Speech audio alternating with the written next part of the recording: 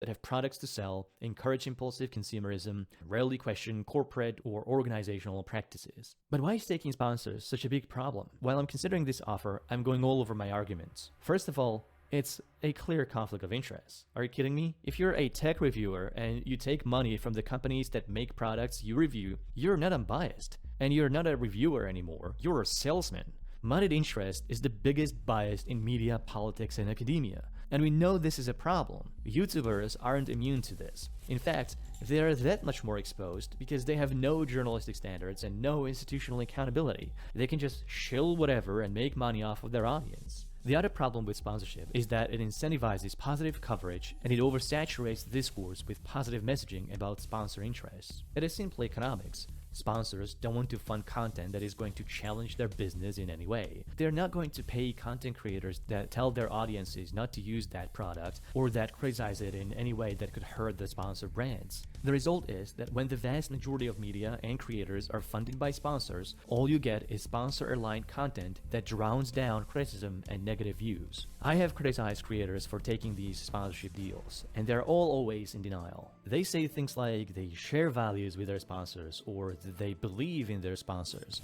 but it doesn't matter what they believe. The problem is that those that don't believe and don't share the values don't receive the money to make their content and balance the scales in the discourse. There is a reason why every big tech and educational YouTube channel is a techno-optimist, pro-billionaire, pro-corporate propagandist. So my response to Proton was decided by my morals. I told Proton that I reject their offer to pay me. But I also told them that I want to do an interview with them, that I would love to talk with Andy Yen, the founder of Proton, or anyone else from the team willing to do a long-form interview. The Proton rep had already told me that this is something they would be happy to do, and that they were not conditioning this on me accepting the offer. But once I sent my last email to Proton declining the offer, they said nothing. Proton hasn't responded to my emails ever since, and I have sent multiple reminders to them both on the same email address as before, as well as Proton's official press email. I don't understand.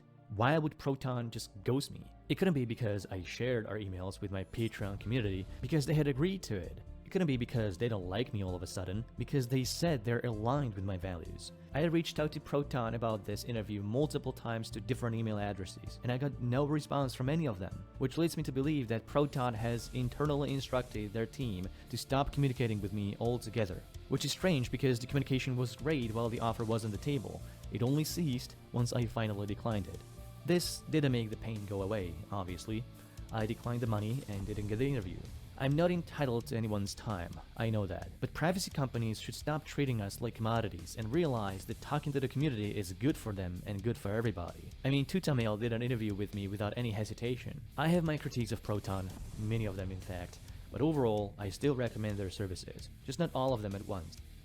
You could always tell who went to sniper school because our green undershirts would all, the sleeves would be cut off because you're wiping with that, or your socks, you're cutting out the top of your socks. That's it. But people don't see that. No, they don't. They never show that in movies. No.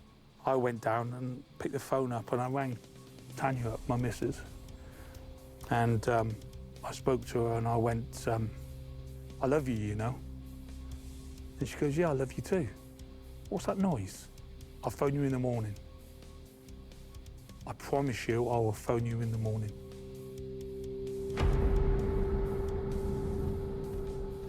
Hey, what's up, man? Cody. Craig. Nice How you doing, mate? So this is your home. Yeah, I trained around here, so this is really familiar, all the trees and everything. It's good to sniper around this area. Tell us about your childhood, mate. I grew up just south of Dallas, a place called Duncanville in Texas. My dad was a police officer, and my mom, she worked for a couple of companies. You remember pagers? Oh, yeah. Yeah, so my mom worked for this pager company for the longest time, and yeah, I remember seeing, I went to this daycare when I was a young kid, and they had this poster, this military poster. It was a Ranger poster. And I'm like, man, that thing looks cool. This guy had cami paint on, a rifle with a grenade launcher. I'm like, wow, that's so cool. And I'm like, I want to do that. And I don't know why. I never really had a childhood dream to do anything different. I just wanted to be a G.I. Joe. And then as I kind of matured, I realized that you know, to be a sniper specifically, there was like a very high attrition rate. I'm like, what, 70% like don't pass? So, like, Yeah. that sounds. It's higher in England. Is it really? Yeah, massively. Like my sniper course, I started off with 30 guys, and I think off the top of my head, there were about 6 of us. 6 or 4. Well, I think it was like we passed. Yeah, but it's massive. Yeah. It's good to hear that the Americans suffer with that as well. I never shot a rifle before I went to boot camp, but I had a pellet gun, so I would like set up these like tactical scenarios and just shoot GI Joes and play paintball and that was the only. There was no other option for me. Yeah, I didn't want another option. Yeah. What about yourself? Do you know what? My childhood was all right. My mum was very strict, very Victorian, you know, rigid and Okay. how, you know, and you wouldn't fuck up because she would, she ran with an iron fist sort of thing. But I had horses when I was younger, been riding since I was little, and you wouldn't think now, you know, but I love show jumping, cross-country stuff. As a kid? As a kid, man, I absolutely fucking loved it. And where I lived in Cheltenham, there was no job prospects. And my grandfather always told me, get a trade. And I thought I'd become a farrier, you know, like a blacksmith. And there was no one where I lived that was taking on apprenticeships. So I said, fuck it, I'll just join the army, you know. And I was joining the army at 16 I joined, straight from school. And then went to the regiment, and I was dyslexic. And I found it quite difficult. My practical skills was on par. Right. Yeah, but when it was like the anatomy of the horse and doing this, it was fucking hard. Yeah. But, you know, didn't become a farrier. So I went AWOL and joined the Foreign Legion. And I was in the Foreign Legion for 4 weeks. And I was honest with them. I said I was AWOL from the British Army, and they wouldn't accept me. Really? So they kicked me out because years ago they would rapists, murderers and stuff Right. like that. Got back to England, did my time in Nick, and carried on soldiering on. Do you think you were like looking for something specific from the military that you didn't get off the bat? Yeah, I just didn't have that. home? I didn't have that guidance. My mum was on her own, you know. I had a brother, he joined the army, but I didn't have that guidance to guide me as a father figure, and I just felt lost. Did you guys have to like try out to get into the sniper platoon? Do you know what? I was the first one in my regiment to become a sniper in the history of my regiment. And my regiment's been around since the Waterloo. So to go on to a sniper, the school to learn, you had to have a pre-course. I had fuck all. I had nothing. Right. I'd never even fired a sniper rifle, you know? So they gave me the date. They said, right, there's your date, tip up. For straight to sniper school? Straight to sniper school. No pre-course, no nothing. But my fitness has always been on par. I'm airborne. I'm always fucking running around with a backpack. I've got no qualms about that at all. But your training is in your head. Yeah. You're just guessing. Yeah. So I tipped up there, kit bag, in my uniform. They had ghillie suits, obs boards, spotting scopes, laser binos, the rifle. I had nothing. I had absolutely nothing. A Coldstream guard from the guards, he said, look, mate, I've got some spare kit. And I said, all right, then. So he goes, there's a rifle, there's some laser, there's some binos, there's a spotting scope. And in the weekends we had off, I was making my ghillie suit. Right. I was making my obs board, you know. Playing and catch I up. was making my sticks. And I never saw my missus because I was just in the tailor shop all the time, making stuff, you know, and yeah, I took to it. It's crazy. Yeah. I deployed not as a sniper for my first Iraq tour, and I went to, I think the Americans went to Baghdad on the breach point, and then we went to Al-Amara in Iraq, and it was full on Saddam Hussein's Red Army fighting to get into Al-Amara to flush them out. And we took over this football stadium, and it was fucking huge. And one night I thought I'd go for a walk. So I went up the steps to the football stadium, and they had snipers on each corner. And I went up and spoke to one. And do you know what? He was like this. And he didn't break position once. He was so focused. He was on glass, and he was just looking. And I was just captivated, you know, and I started talking to him, and he didn't even break position. And then I see him walking around the stadium, these snipers, and they're just scruffy as fuck, but professional. And I thought, this is what I want. This is what I want to become. Yeah, so like when I got to my sniper, when I made the sniper indoc and I get to my platoon, there was guys all from OIF-1, you know, already happened, and there were some guys that were in Somalia, and you know, everyone's talking like this like big heroic game. I'm just like mesmerized and fascinated, and half my platoon was just tatted up dudes. I'm like, this is where I belong, you know, like these are my people. Yeah. Definitely not where I got my inspiration from. Totally where I got my inspiration from. So we're doing this training, and we know we're getting ready to deploy in like 5 months. And they came to, our boss came into the platoon. He's like, hey, there's 2 slots open for sniper school right now, but you have to go to another battalion and you'll miss out on this deployment. And so my buddies and I were looking at each other, we're like, man, we can go to sniper school now because sniper school is not guaranteed. You know, there was guys in that platoon for like a year that never had a chance to go to sniper school. I'm like, damn, this is my sure shot to go. But I'm like, do I want to miss out on this thing called Fallujah? Do I want to miss out on like being with this team that I really like? And so... Did you hear about Fallujah, how shit it was? Or... So we were the first of the shit at Fallujah. Okay. Yeah. What I hear about Fallujah, it was a fucking hellhole. Yeah. You know, looking at things and seeing how close everything is, and the rooftop fighting. And I heard, and I've spoke to Marines, that they said that rooftop fighting was more easier than being on the street, you know, because it was just getting picked off. Yeah, give and take for sure. There was some good rooftop fighting. There was some very horrible rooftop fighting. Right when we got into Fallujah, the team leaders did a we call a left seat, right seat. So with the outgoing sniper unit, it was an Army unit, and so our leadership went on like a mission with them to kind of see like the lay of the land, and then therefore they have some experience with the exiting unit. And they went out, and that day, the Army snipers took 2 casualties. There was 2 KIA. And then half of our sniper leadership all took shrapnel from grenades. Wow. Yeah, and so that was like our first interaction of like, oh, this is real. You know, this is my first experience on a deployment, and now half the guys in our platoon have like grenade wounds, and they're just kind of like telling us like, yo, bro, this is crazy out there. And we end up getting told like, hey, we're going in the city. This is like our very first invasion, like the very first push in Fallujah. This is back in 2004.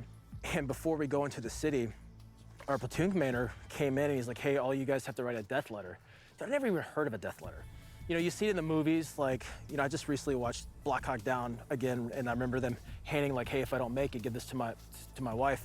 And so I don't even know what to say in these things. So I'm writing a letter to my girlfriend at the time. I'm writing a letter to my mom, and we had to turn them in. And it still didn't really set in like what the reality we're about to face. And it's hard to put in a letter, isn't it? Yeah, what can you put in a letter? Hey, Mom, I'm sorry. Yeah, if you're reading this, I'm not here. Yeah. Do you know what I mean? By the way, delete my browser history. Yeah. So we go in the city, and we got in a few gunfights. I still wasn't in a gunfight yet because I was a point man, and every time we make it to a rooftop, my job was to turn around and hold 6 security, you know, watch that door. And I'm getting shot at around my head, and I'm like, oh, this is kind of crazy. And everyone's laughing because I'm like, what else do I do? Yeah. And we ended up advancing forward even more, and we get into this like abandoned building. I'm looking out the window and I see these 2 guys in black. We call them man jammas, right? The black on black attire, black face mask, black top, black bottoms. I see them run across this building, and I call it out to my team. And as soon as I call it out, it's just hell's breaking loose. Now we start taking fire from this rooftop across the street from us, and now we're taking machine gun fire, and my radio operator and I, we're the only ones with an M16, so we're taking turns shooting back and forth through this window, and the snipers, my team leader and assistant team leader, they're sprawled out on the ground because we're just getting beated down with machine gun spray. And as soon as I pop back through the window to shoot, I distinctly remember this like loud like exhale, and I got shot in the helmet. I didn't know it at the time. I thought I was dead.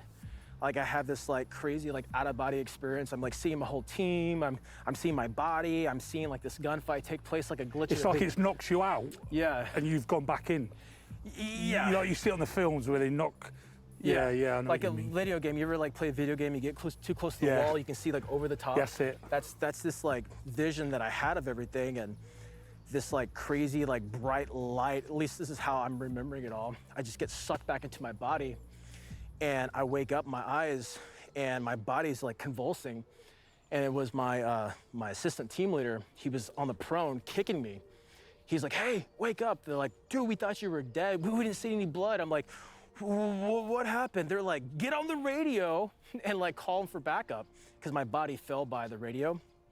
And I'm like crying, I'm laughing, I don't know what's going on. Like, we're still getting shot at, so I can't just like dwell on this experience. So my team leader's like, "We got to get out of here, we're gonna die."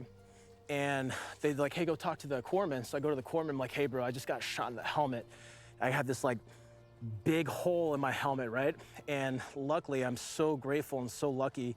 It hit my helmet, penetrated, but it just like caved out on the inside. Yeah. And the nipple part that caved in is what hit me, and obviously in the ringing. And so I was given a cigarette and a Motrin and told to get back in the fight. Oh, it's just fucking shocking, mate. Absolutely shocking. Oh, yeah. The whole unit pulled out the next day, and what they realized, they weren't expecting Fallujah to like be a hornet's nest. And they realized they didn't have a plan. After being in like 7 gunfights a day, you know, it's like it's a continuous battle. You're just fighting from these like fortified positions. Our company commander was like, "Hey, I'm tired of getting sniper fire from this one building." We took sniper shot. We would always shoot guys from this building. It was right across our stronghold, across the cemetery, the Jolan Cemetery. And he's like, "We're gonna have a mission. We're gonna go inside that building, and the whole mission is to get snipers, like you guys, just to kill people." And I'm in this hallway, and there's just everyone that's on the rooftop is just coming down. They're all missing limbs. They're just shot. They're grenaded. So basically, what happened? The fighters were at this time running through our front door. They're jumping through our windows. They're trying to jump onto our rooftop from the adjacent buildings because they're some are far away, some are very close, and just lobbing grenades. So it's just like all out hell. And you just hear like just pure chaos, like screaming, "Corpsman," you know, just help, you know, all this type of stuff. We had a Delta medic with us too, so you're hearing the medic, like all this crazy stuff. And the Marines are knocking down doors to like act as stretchers to move bodies. And I hear this like this scream basically, it's like, "Get on the roof, like we need bodies on the roof, get on the roof."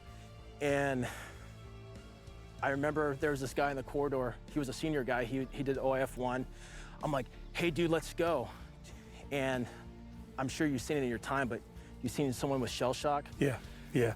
And I never thought he was a coward in that moment, but I'm just got goosebumps thinking about it. But it's a very distinctful energy that you feel, and when you see this from somebody. This guy was not moving. He wasn't even like registering any sound, any voice. He was just locked into this stillness, this fight or flight. And so I end up running outside to the balcony. I get up on the 3rd floor, and as soon as I come to the top, I see my best friend. His name is Aaron Austin.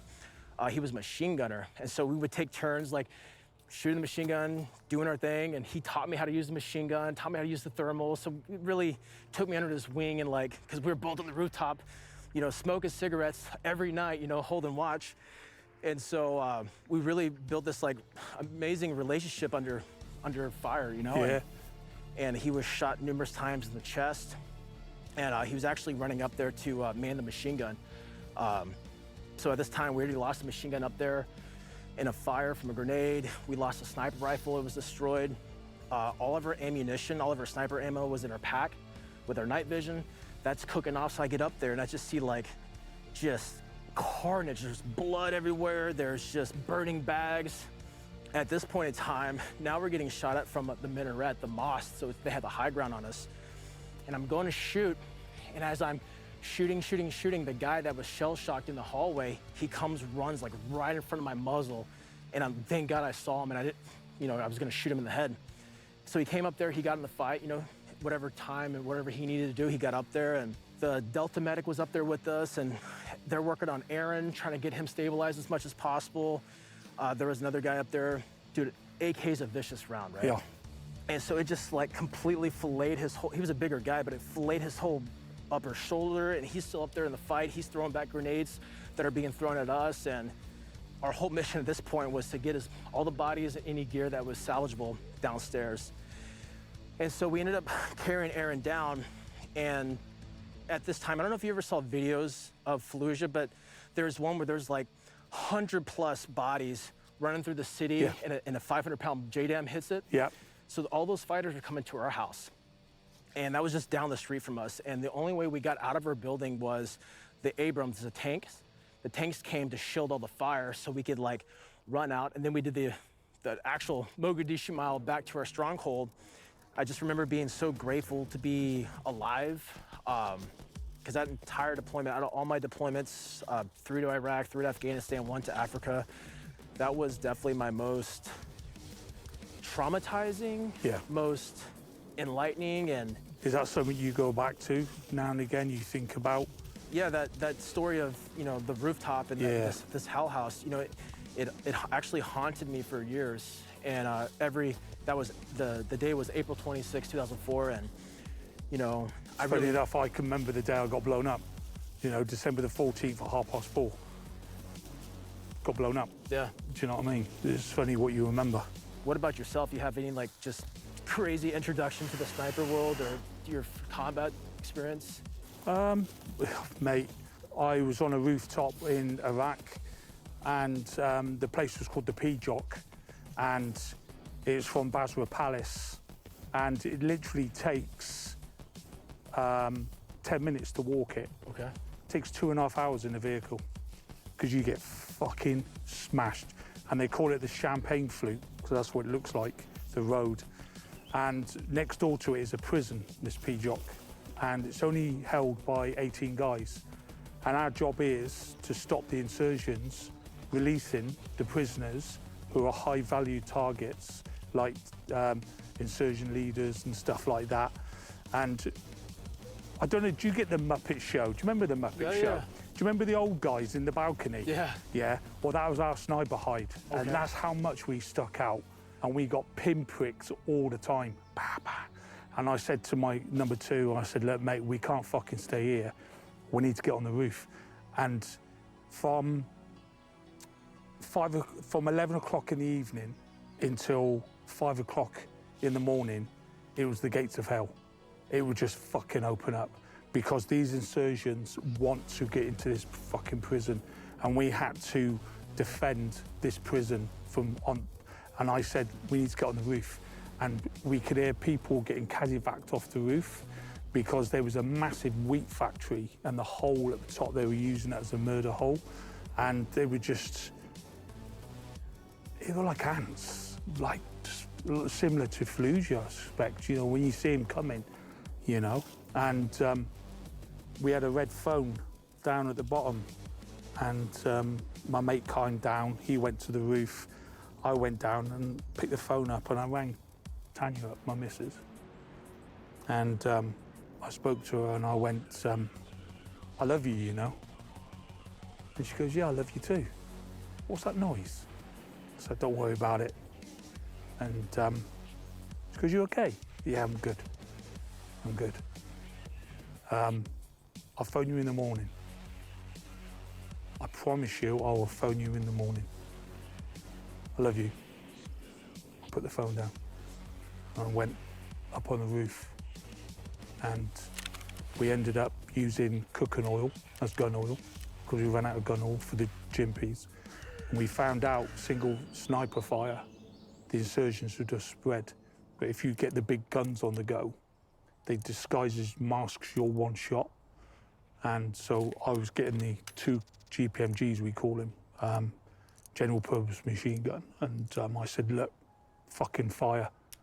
And they were firing, and me and my mate would just pop off. And they were coming up the fucking walls, and we could hear ding, ding. We couldn't figure out what this sound was. Well, anyway, the fight went on, and we thought we weren't going to make it at all. It was fucking horrendous. In the morning, we looked down. There were bodies everywhere, and they were firing RPGs at our fuel cans. And because they're old-style RPGs, they weren't arming for a certain distance, so they were just pinging off. So if they would have hit it, it would have blown half that fucking building apart.